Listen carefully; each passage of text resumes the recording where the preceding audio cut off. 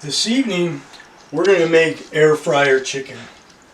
We focused a lot on steak and some high-end pieces of meat, some seafood, and we'll focus on plain and simple chicken.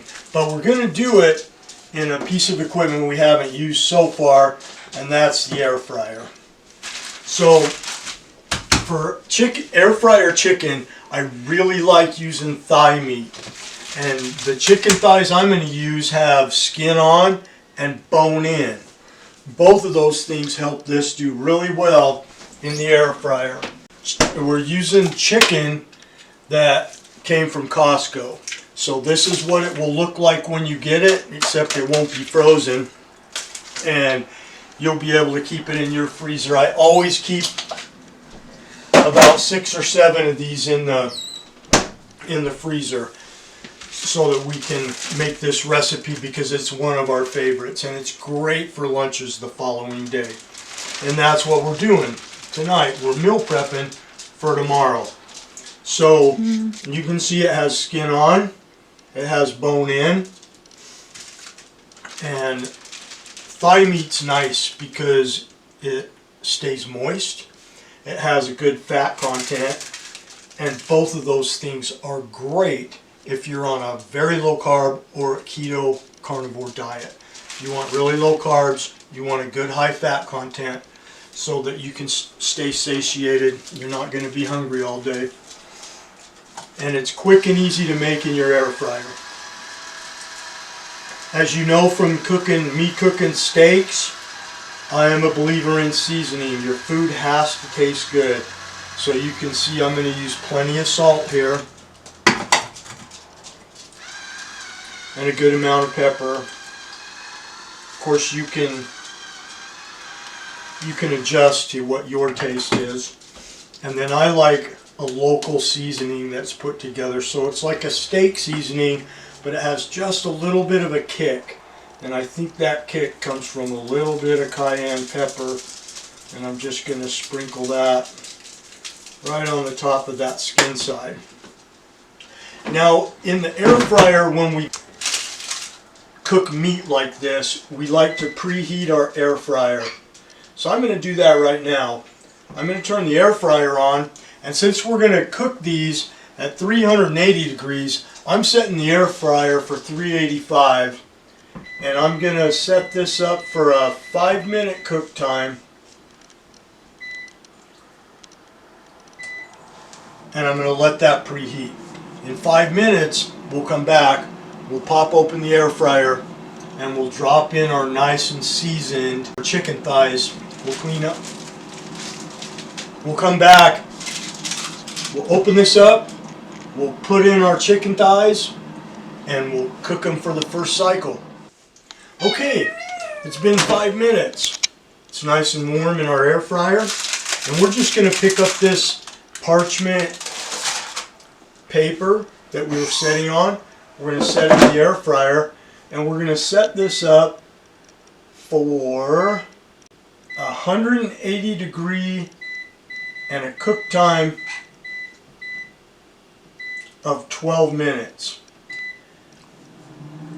And typically people might cook this on the bone side rather than the skin side first and cook it for 10 minutes and then finish it at the end with a 12-minute cook on that skin side to get nice and crispy skin. However, in the air fryer you don't have that problem that you might have in the oven. The air fryer cooks for a shorter period of time, and I can get crispy skin on both sides of these chicken thighs. Check back with this in 12 minutes when we're going to open this up, take a look, flip our meat over, and stick it back in for another 10 minutes. We'll see you in 12 minutes. Okay, so we cooked our air fryer chicken on one side. If you want to take a picture of that, you can see how I'm spilling the grease, but you can see how that, listen to that skin. Nice and crispy, it's wonderful. So, and you might think, well, we don't want to flip this over now because we're going to get grease and cook it on the skin side, and that could be a valid concern. However, I wanted to get this skin cooked up really nice, and if I would have cooked this on the skin side first, I would have had skin that was soaked in there and stuck to the paper. And when I went to turn it, you see how I have to use a knife or a fork or something. I like a fork because it doesn't cut the paper as frequently. And when I move it off the paper with the fork, it moves off without ripping up the paper and without leaving skin on the paper. And so that's my goal, is to not leave the skin behind and not rip holes in it. So one thing we can do to mitigate the fact that we are going to get some oil on that skin and it is going to get cooked in the juices is we can put it on a new piece of paper. We're going to season those chicken thighs once again. Lots of salt. Salt's your friend always, but especially on a keto or low carb diet. A little bit of pepper. And once again, our local steak seasoning, which I love on chicken. Tommy G's is our high-end meat shop in town, and you can get anything there from $100 a pound Wagyu beef to T-bone steaks, chicken. And a little plug for Tommy G's, we really like their products. Some of the best steaks you'll eat. So we're going to put this back in our air fryer, and we cook the skin side up at 12 minutes. We're going to cook the skin side down at 10. I don't want to overcook these chicken thighs. One of the things you have to think about, especially if you're cooking for the following day, is the fact that your food can dry out or overcook when you're preparing for the next day. So I like my beef to be rare to medium rare, no more. And the chicken, however, because it is a fowl, because it is a bird, we want to cook to about a 160, 165 internal temperature. So we're going to stick, you'll see we'll stick our meat thermometer in the thickest part of the chicken, but not right up next to the bone. We want to get the temperature of the meat. We don't care what the temperature of the bone is. So we're going to cook this for 10 minutes. We'll come back and look at the final product. In the meantime, you may have watched our channel for a while. You may have looked at a few of our videos, and you may think that we spend a lot of time showing you how to cook meat. Because protein is our focus in a carnivore or a very low carb diet, that's also our focus in our recipes.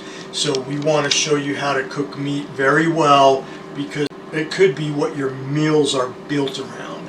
And so cooking meat very well, cooking it seasoned well, and cooking it to the proper temperature is going to help you stay on this very low carb diet. We'll come back to this in about 8 minutes, and we'll take a look at our final product.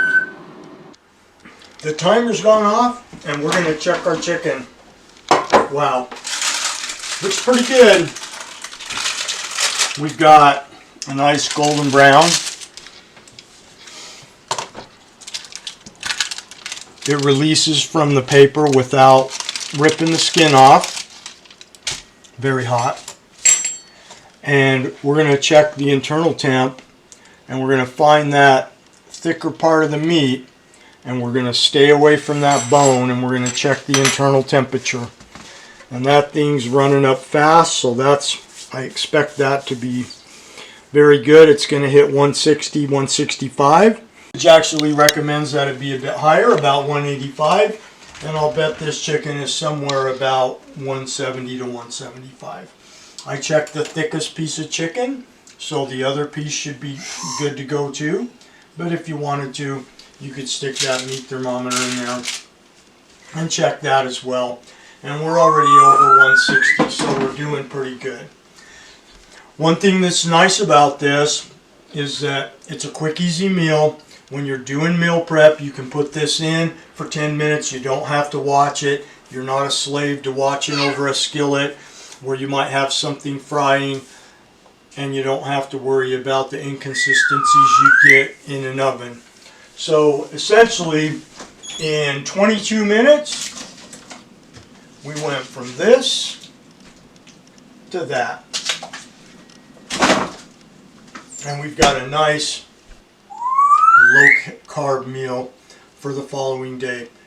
I'm going to let you go so I can put these in my glass bowls, and we'll see you in the next episode.